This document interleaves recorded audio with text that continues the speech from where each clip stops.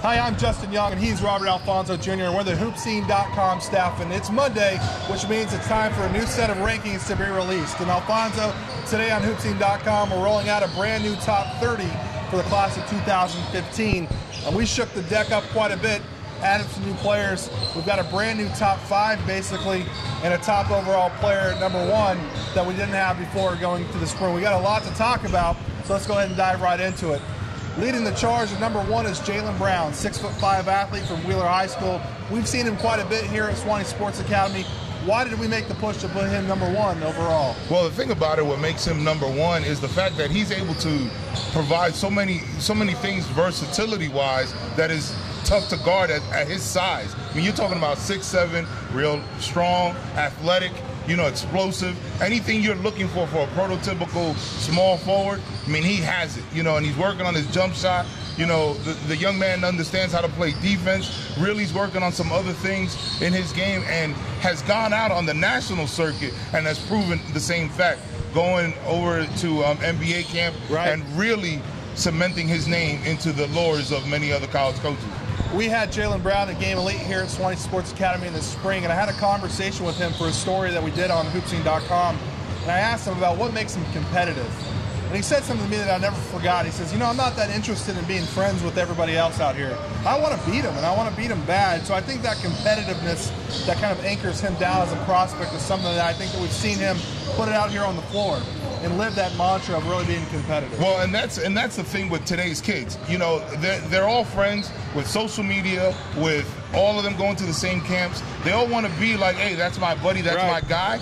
But, the one thing, as you said, I've seen Jaylen Brown do this both in high school practices at Wheeler as well as with practices with Game Elite. He steps on the floor, and it's like he's got a personal vendetta against the person who's guarding him. And then we'll step off of it and pat that person on the back, because at the end of the day, it is just a game, but he really competes.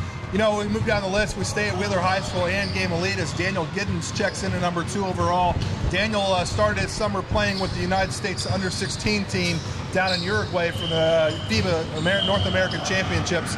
Daniel Giddens is a guy that's cut from granite, 6'9", about 240 pounds of just pure muscle. One of the top rebounders and shot blockers we have in high school basketball's 2015 class. He was an easy decision to slide in number 2. Well, his value is the fact that at his age, to be built the way he is, I mean, to me, I'm not going to go too far out on the limb, but still, looks like a mini young version of Karl Malone.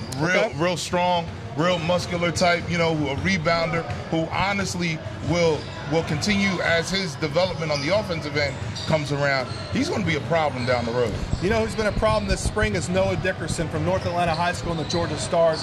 Capped off, I thought, the circuit for EYBL really strong in Minneapolis.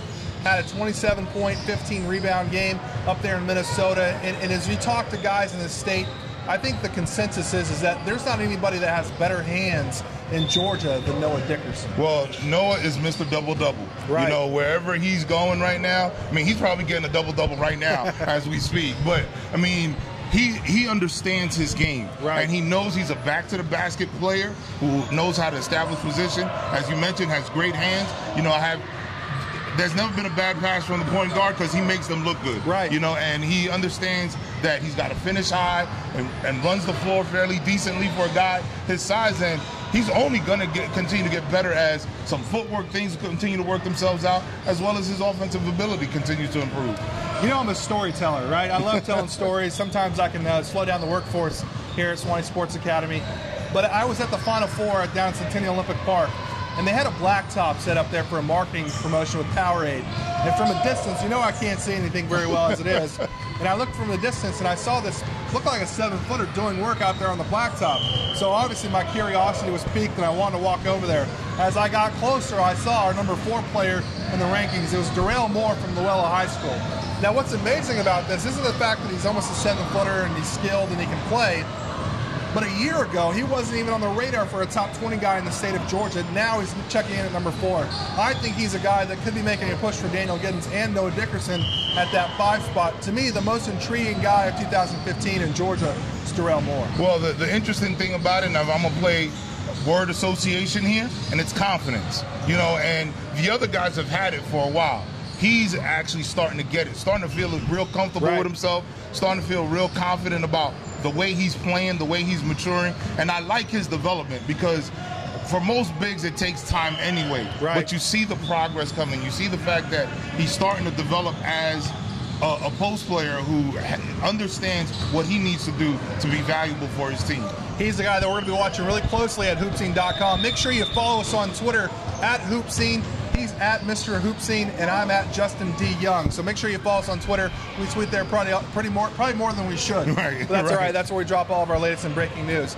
Moving down the list at number 5 is Will Jackson, Turtle Jackson from Athens. Still a guy that's going to be on this top list. He's been hurt. He's been off the circuit this year.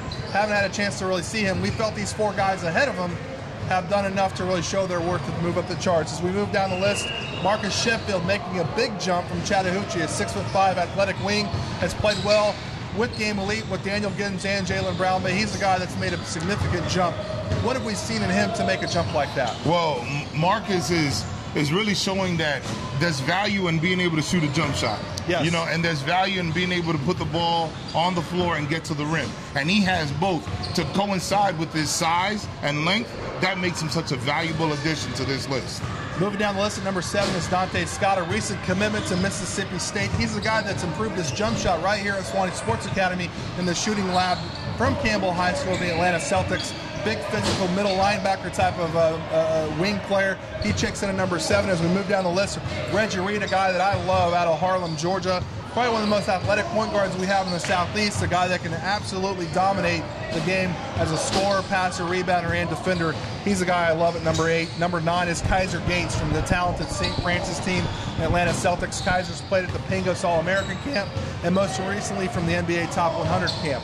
And then rounding out our top 10, Trey Scott from McIntosh Academy. We believe that Trey Scott might be the biggest sleeper still in the state. Well, the reason why he's a sleeper because, unfortunately for him, location. Sure. He's tucked away down in the Hinesville area, and they produce great basketball players. And he's going to be another great addition and another name down the road to be watching. It's like I saw him several years ago, last year, and I even saw him a lot this year, here at Swanee Sports Academy. And the one thing I noticed is he continues his versatility. That's the one thing about this top 10 list. There's a lot of versatile, small forward, power forward guys.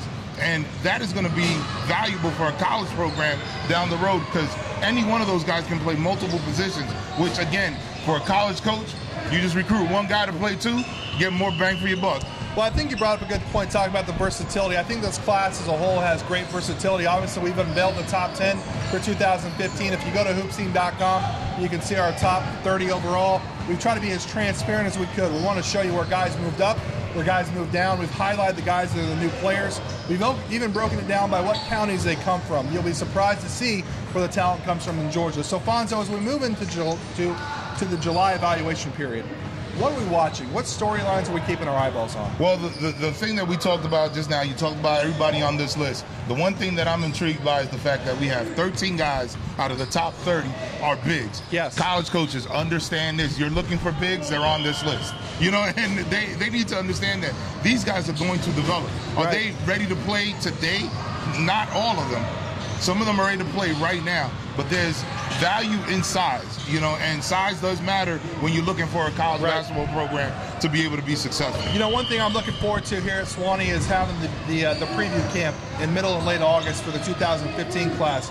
Really looking forward to putting guys like Daniel Giddens against Darrell Moore, and Marcus Sheffield against Dante Scott, and Kaiser Gates with those guys, and our point guard battles with Tukey Brown and Reggie Reed. To let these things play out, we want to have those conversations be ended here on the hardwood as these guys perform.